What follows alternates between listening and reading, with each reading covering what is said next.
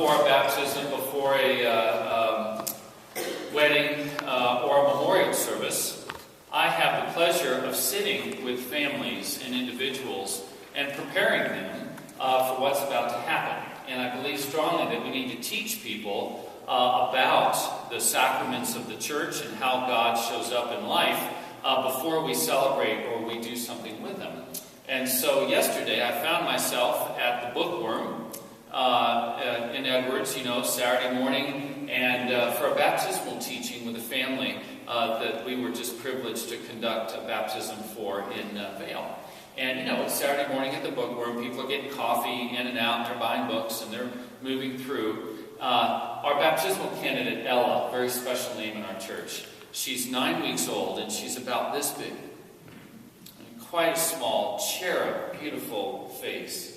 And her mama was cradling her just on the arm. Her head was right about here on the shoulder. And Ella was just sleeping away during our visit. It was a very fun visit. Well, Ella has a big sister.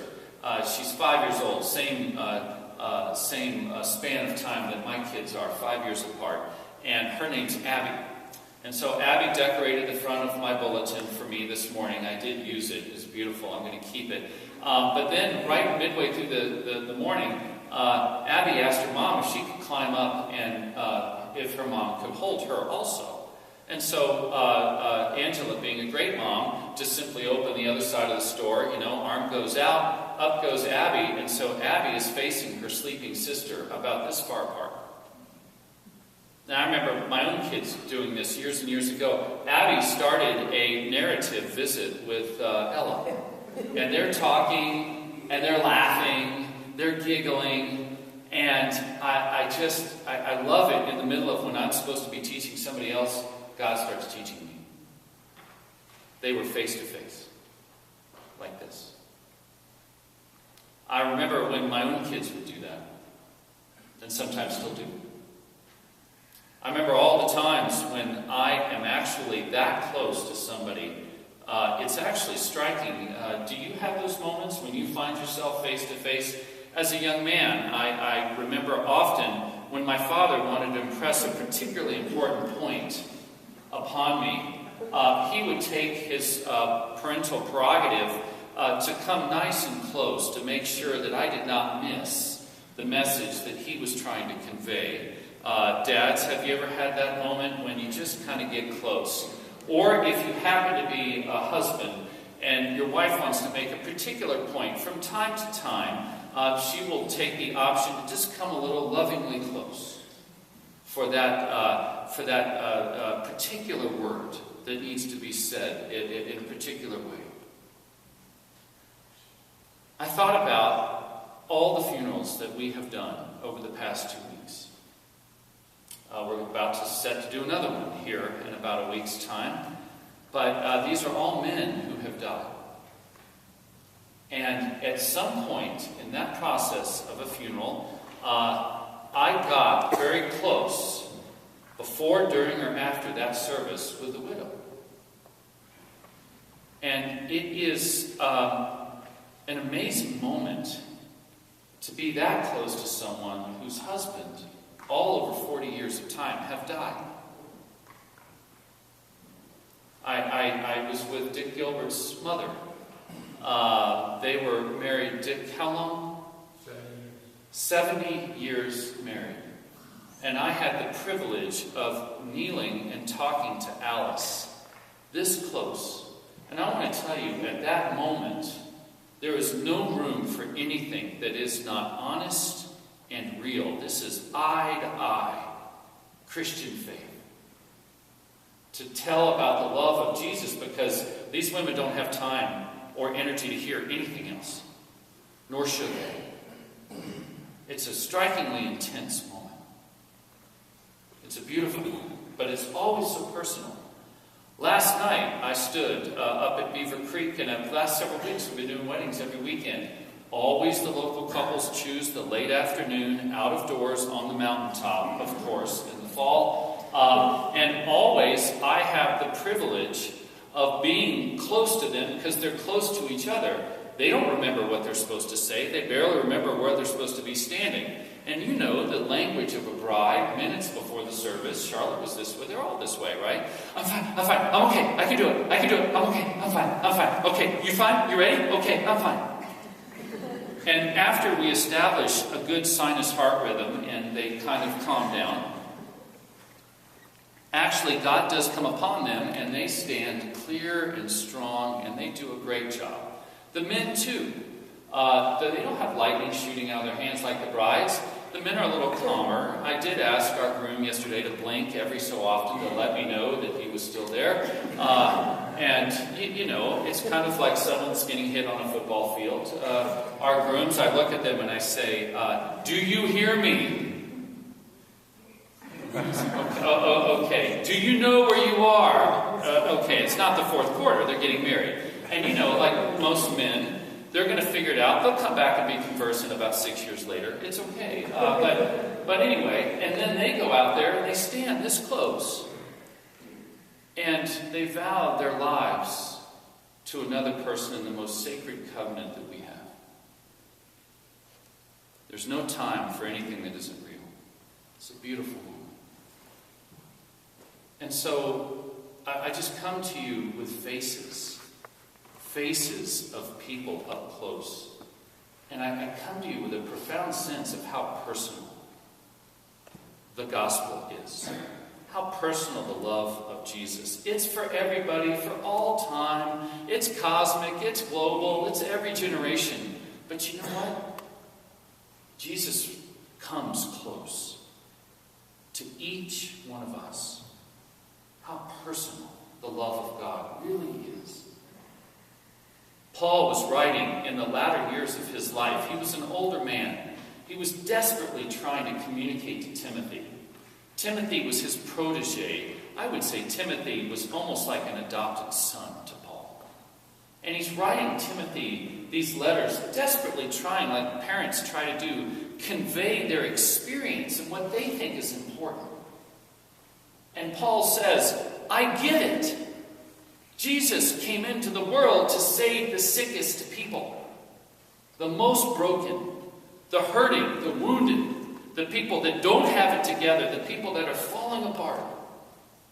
And he says, I'm the first in line.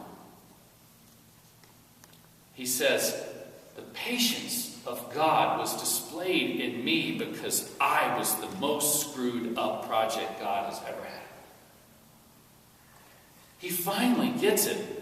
That the gospel for Paul isn't just out here, it's what God is doing inside of him, rearranging the furniture spiritually, aligning Paul to God, and anything else that wasn't about God didn't matter. And Paul begins to understand this, and it takes time. It takes time to be married and to learn what those vows mean. It takes time to be a parent.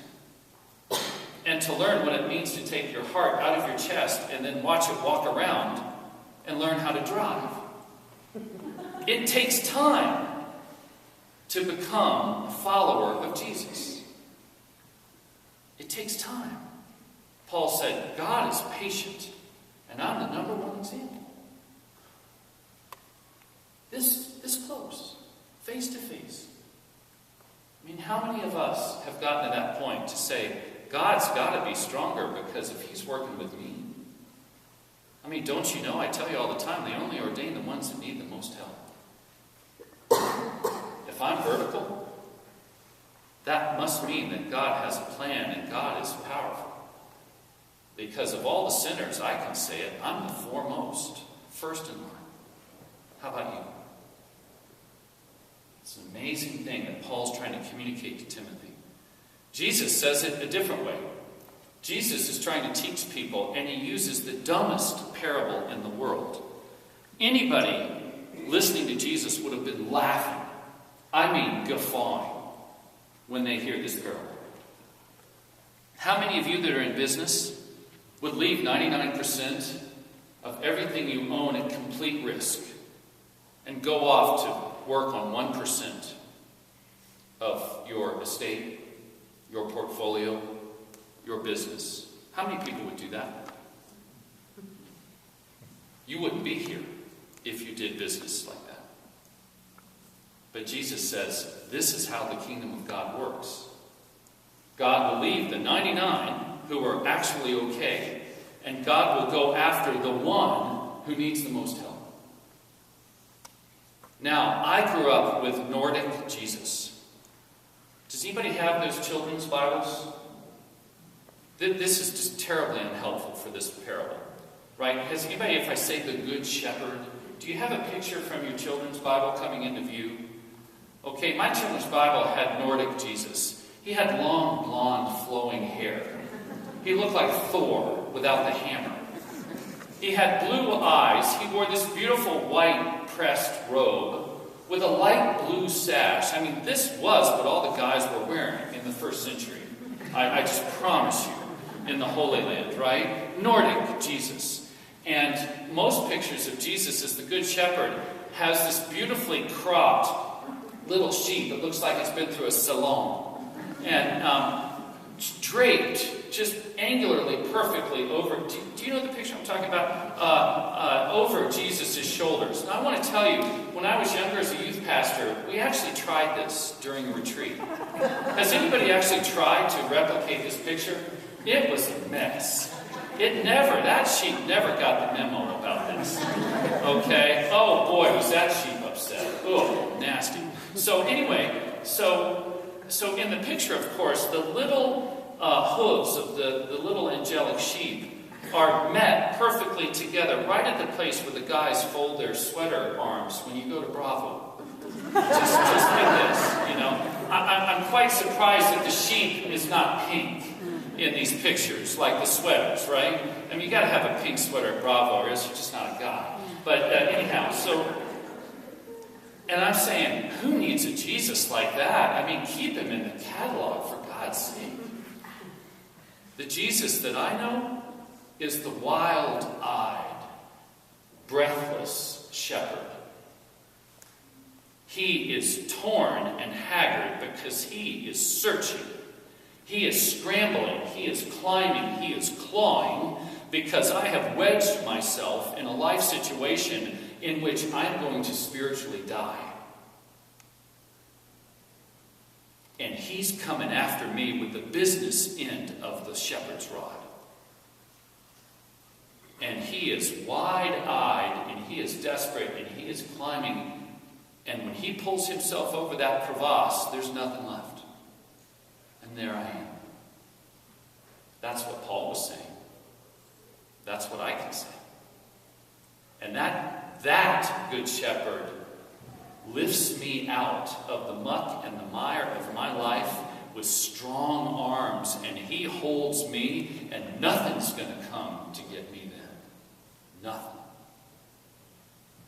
That is the good shepherd that Jesus was talking about in that parable today. I grew up with Nordic Jesus, but I tell you, great as a kid, but as an adult, that just doesn't do. Can I tell you that Jesus has met me face to face, really close? Has he met you? Have you ever asked to climb up into the arms of your father or your loving almighty father or mother and visit with Jesus like Abby visited with our little Ella? Just to talk and laugh, face to face. This is the Jesus that wants to meet us now. Shall we pray?